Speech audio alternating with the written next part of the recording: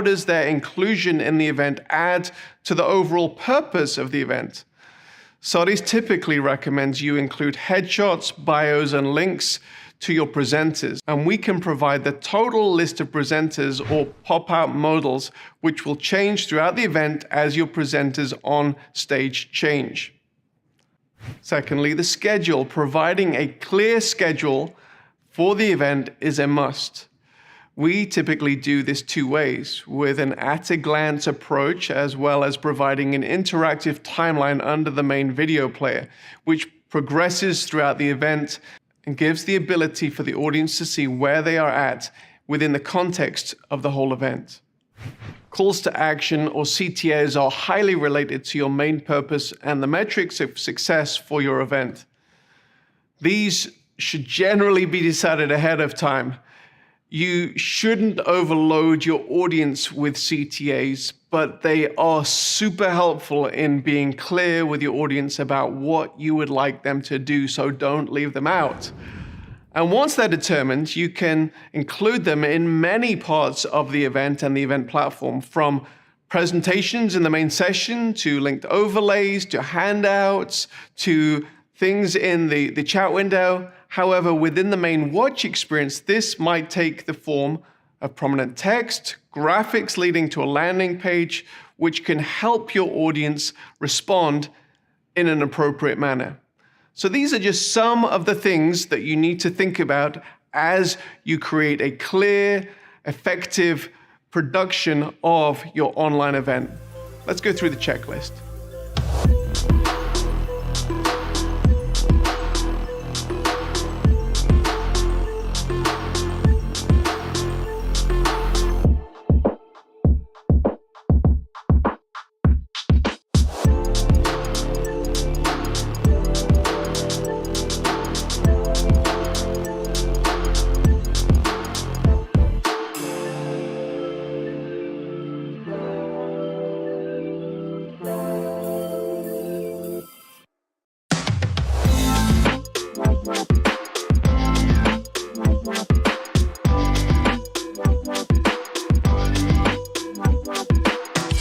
In this session, we want to take some time to discover how you can get your audience involved in the event.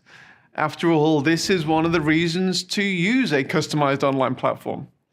Providing customized communication opportunities throughout the event, both from you to the attendees, between the attendees, and from the attendees back to you, is highly desirable to keep audience engagement high and for everyone to achieve the objectives they have throughout the event.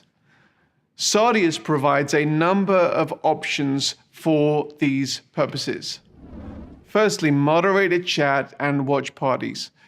Providing your audience with the ability to chat as a group or as a smaller geographic or affinity-based watch parties has become an expected feature in recent years. We've already mentioned the pitfalls of having too many attendees in a chat window and the rationale for watch parties. However, to get the most out of this feature, it's helpful to think intentionally about how you would like attendees to interact, rather than allowing the unmoderated Wild West, unproductive, and sometimes downright nasty comment sections many will intentionally avoid, or some websites. And for your comfort, because we provide moderated chat, we both flag and mute offensive language and provide moderators the ability to mute trolls so that they can continue their trolling behavior to their heart's content, oblivious to the fact that they have been placed in a cone of silence. We believe intentional chat includes the following. Firstly, using presenters, pastors, subject matter experts as moderators. This gives the presenter the ability to guide the conversation and ask and answer specific questions. Secondly, guided conversation. You've hopefully already figured out the why of your event. Chat used effectively can forward these goals. If you're in a watch party with an affinity group with a subject matter expert moderating, this can be an opportunity for an enriching conversation. It's even an opportunity to network in a way that is more natural around mutual interests versus awkward, cold, open conversations. It may be that from such a productive chat that the moderator decides to open up a video conference room and the group can continue the conversation in a face-to-face setting. Direct messaging with the moderator. We'll address attendee-to-attendee networking later on, but one option that has proved effective is for private direct messaging to the moderator for a number of reasons. It may be that the moderator or the on-screen presenter has asked for questions, and this can be facilitated through the direct messaging feature. It may also be that the attendee has a private counseling or prayer needs that the moderator can take offline with the attendee. Sardius generally provides moderator training as part of our bespoke events, as we believe in the potential of this tool if used correctly. Other tabs and integrations in the sidebar. While much interaction can happen around the chat between the attendees and the event host, the sidebar is a critical area of event interaction that is not limited to simply chat.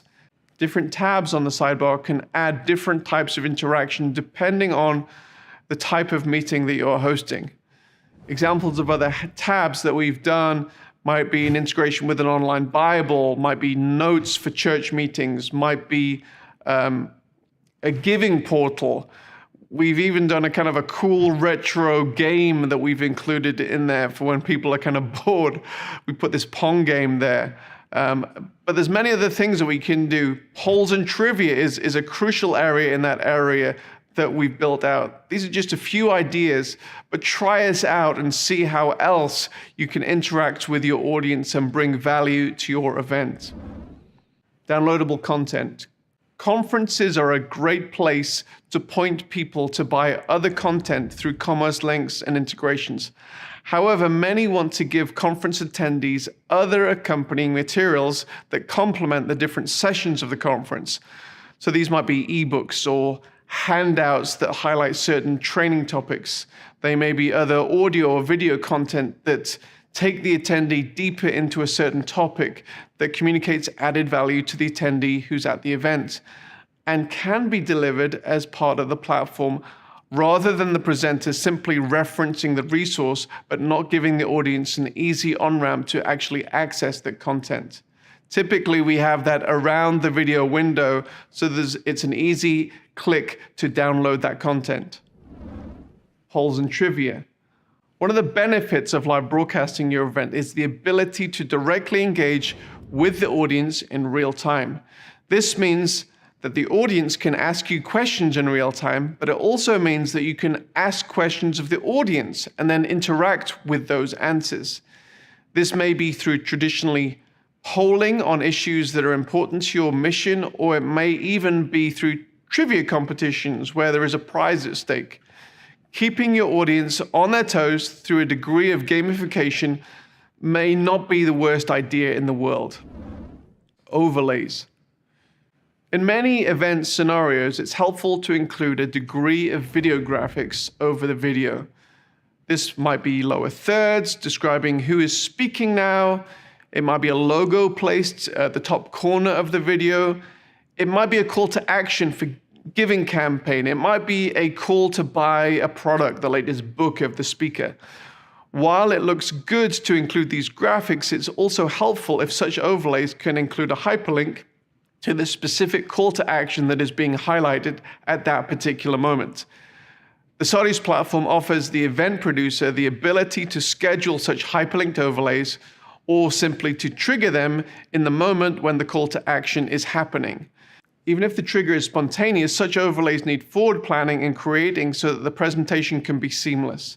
In some events, you may have already created custom animated graphics that are already embedded within the video. It's still possible to make such graphics interactive by creating transparent hyperlinks to place over the in-video graphics. So these are just a few of the ideas of how you can get this interactivity between your audience, yourself, and between your audience. We'll cover networking in a future session, but let's go over the checklist now.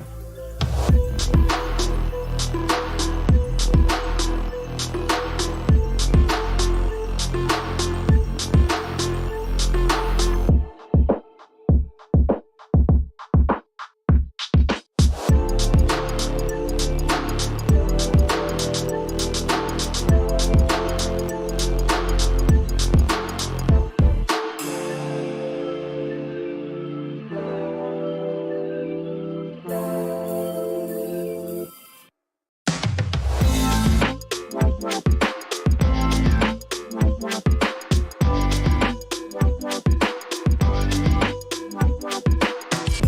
to this point, we have envisaged either an entirely on-site, an entirely online, or a hybrid event.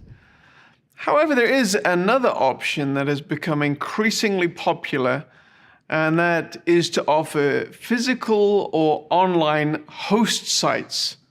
What's a host site? A host site may be a home, a church, an office, or any other location where attendees can gather in smaller groups to participate in the event. Providing an excellent host site experience, like every other component of a world-changing event, needs intentionality. We will leave the hospitality and the in-person network elements to one side for now, and focus on the broadcast and the online components. The first thing that is important to ensure at your host site is that you have good video and audio quality. This might be as simple as casting the video player onto a large TV screen in a home or an office. If you are projecting onto screens in a larger church building, let's say, it is advisable to ensure the picture quality is good enough and that the audio and the video are correctly synced before the event. At Sardius, we typically advise all attendees to log into the event maybe 15 or 30 minutes before the event to ensure that there are no issues with your device, keeping in mind that many problems faced online are solved by simply rebooting the device. It's advisable to allow time if this is needed. However, with larger host sites, we typically advise that it is good practice to do a host site test to iron out any technical niggles should they exist. Let's talk for a moment about the second screen experience which Sardius provides. With screencasting becoming an increasingly popular way of engaging with an event, especially within a host site context, the question is then asked how members of the host site can engage in some of the context-giving and interactive features of the online event, such as how attendees can find out details of who is presenting now, what is coming up, or how the host site audience can engage in chat or ask questions or respond to polls or trivia questions. The solution to this challenge has been the creation of a second event experience, which simply includes those interactive features and is built primarily for the mobile device. This can be used in host site situations as well as actually on-site in a physical in-person event, and gives you as the event producer the added benefit of obtaining better quality analytics from the event than simply receiving that one IP address which is casting on the big screen. Now you have all of the participants participating and you can get all of that data. Reaching a global audience, time zones and language. During the COVID-19 lockdown, many people have longed for the return of in-person events. There are certainly many benefits to being in the same physical location as other attendees. However, there are similarly a number of benefits that cannot be achieved with an in-person event. We've already addressed the ability for presenters to join the event from all around the world. And this global nature also applies to opportunities related to broadcasting of the event. If a hybrid event is taking place in, say, California, there would previously have been an expectation that if someone in Europe wished to join with that live event at 7 p.m., say in Los Angeles, they would have to be watching at 3 a.m. in London. Ugh.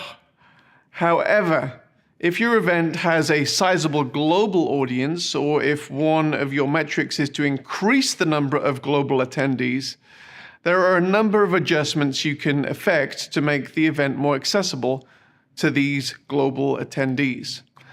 Number one, translate the broadcast. This can be done as an alternate audio stream or with closed captions. Secondly, translate the whole experience.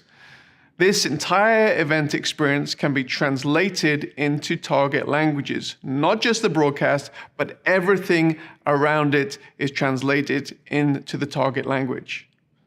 Thirdly, adjust the timing of the event. With the advent of Sim Live, it's absolutely possible to host the event in the desired time zone of a targeted global audience. So you may have it at 7 p.m. in Los Angeles, but you can also have another experience in London and another experience in Seoul, South Korea. So those are just a few of the things that you can do to engage your global audience, and for you to think intentionally about how you can engage not only an American audience, but a European audience and an Asian audience.